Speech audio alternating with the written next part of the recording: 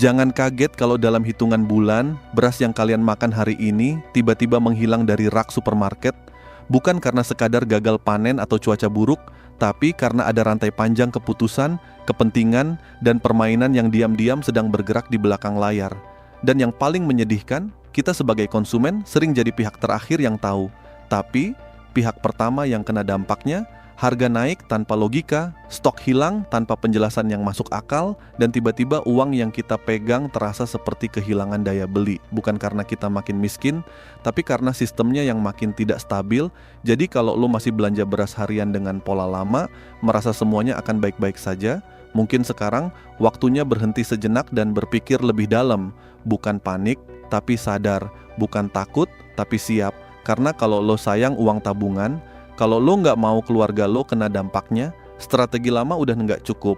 Dan di titik ini, kita harus mulai geser cara pikir dari sekadar beli untuk hari ini. Jadi siap untuk masa depan.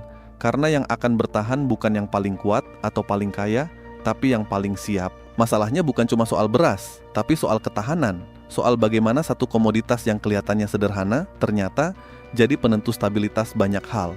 Dan sekarang tanda-tandanya mulai kelihatan jelas, cuaca makin nggak bisa diprediksi, musim tanam bergeser, hasil panen menurun. Dan di saat yang sama, negara-negara produsen mulai bermain aman dengan menahan ekspor mereka sendiri. Karena mereka juga sadar bahwa krisis bukan lagi kemungkinan, tapi sudah mulai terasa.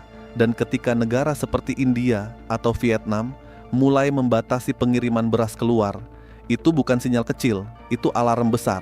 Tapi sayangnya alarm ini nggak berbunyi keras di telinga masyarakat umum, karena yang lebih sering kita dengar justru narasi yang menenangkan, seolah semuanya terkendali, padahal di lapangan petani mulai tertekan oleh biaya pupuk yang naik, distribusi yang tersendat, dan kebijakan besar yang kadang justru menyedot stok dari pasar tanpa benar-benar menyelesaikan masalah jangka panjang. Di sisi lain kita juga harus jujur melihat diri sendiri. Pola konsumsi kita selama ini terlalu bergantung pada satu sumber, terlalu nyaman dengan satu jenis makanan pokok, dan terlalu percaya bahwa suplai akan selalu ada, padahal sejarah sudah berkali-kali menunjukkan bahwa ketergantungan itu berbahaya.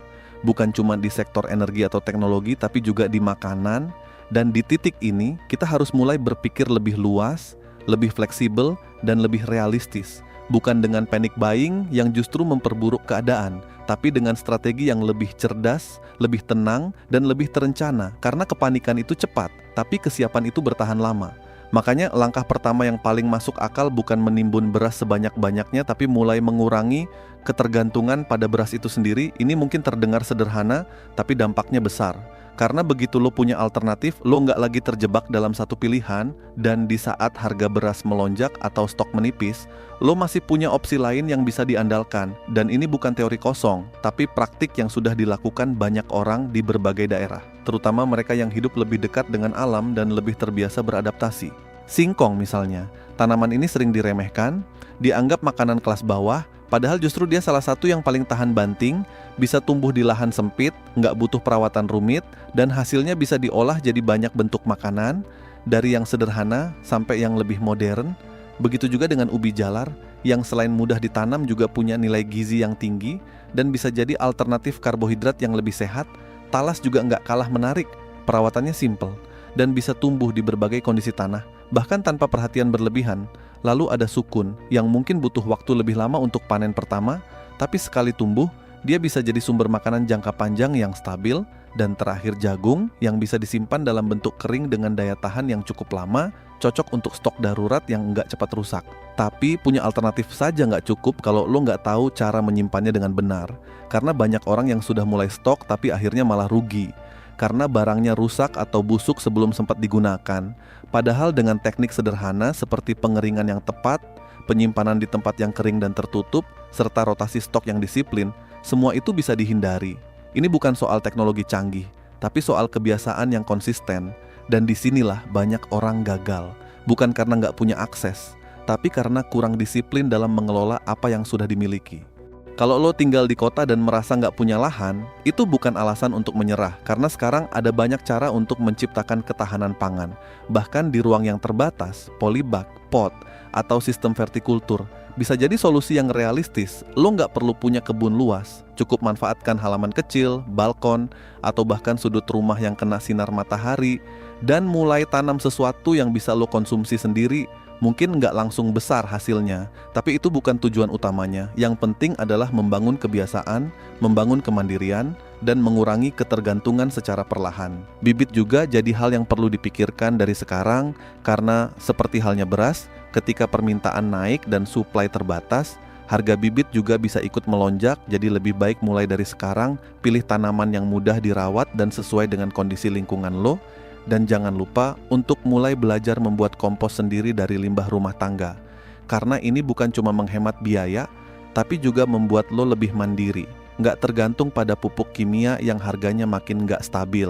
Di sisi finansial, strategi juga harus berubah. Kalau selama ini lo beli beras sedikit demi sedikit tanpa perencanaan, mungkin sekarang saatnya mulai berpikir untuk beli dalam jumlah lebih besar saat harga masih stabil.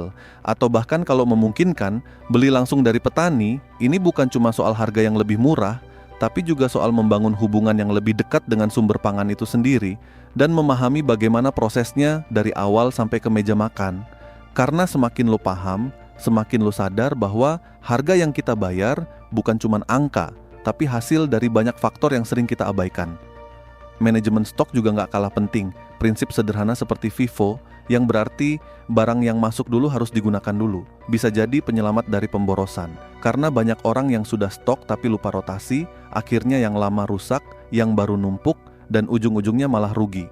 Ini hal kecil, tapi dampaknya besar kalau dilakukan secara konsisten. Dan di tengah semua ini, penting juga untuk tetap waras, tetap rasional, karena ketakutan yang berlebihan justru bisa membuat kita mengambil keputusan yang salah.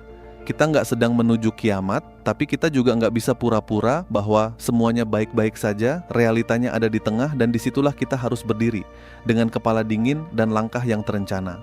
Pada akhirnya, 2026 bukan sesuatu yang harus ditakuti, tapi sesuatu yang harus disiapkan, karena mereka yang punya lumbung sendiri dalam arti luas, bukan cuma tempat menyimpan makanan, tapi sistem, kebiasaan, dan pola pikir yang mandiri adalah mereka yang akan tetap tenang saat yang lain mulai panik. Dan itu bukan soal siapa yang paling kaya, tapi siapa yang paling siap. Jadi sekarang pertanyaannya bukan lagi apakah krisis itu akan datang atau tidak, tapi apakah kita sudah mulai bersiap atau masih menunggu sampai semuanya terlambat.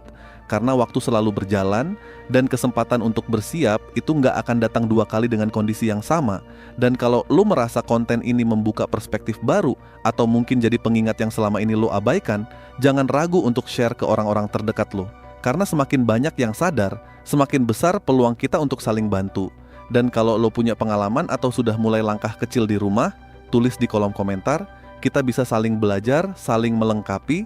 Dan buat kalian yang ingin terus dapat insight seperti ini, yang nggak cuma viral tapi juga relevan untuk kehidupan nyata, kalian tahu harus kemana, cukup satu klik sederhana, subscribe, dan kita lanjut bareng di pembahasan berikutnya. Karena di dunia yang makin nggak pasti, informasi yang tepat bisa jadi aset yang paling berharga.